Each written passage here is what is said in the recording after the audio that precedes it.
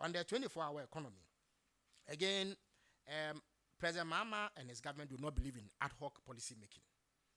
We don't believe in just sloganeering.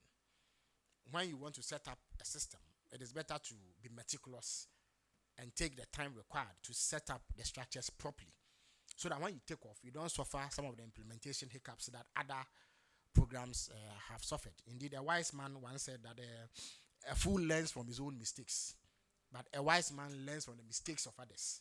We've had a series of policies that have failed to endure because of how those policies were set up.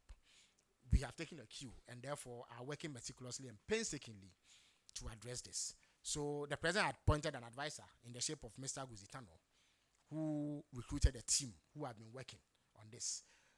At this moment, they have been able to work to put together the framework for a 24-hour economy authority, which will then have the powers and the necessary jurisdiction to implement this seamlessly. You notice that in the budget, over 100 million Ghana cedis has been allocated to them to finance their activities and operations. And in all likelihood, this year, the implementation will begin.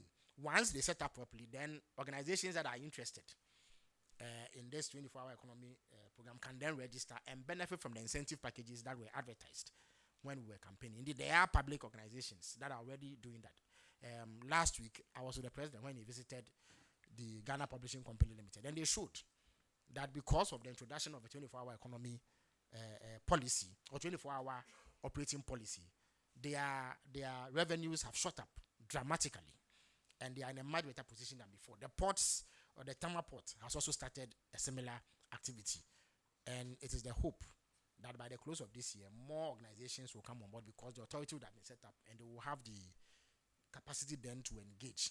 The biggest motivation for wanting to engage in a 24-hour economy, apart from economic expansion, is job creation.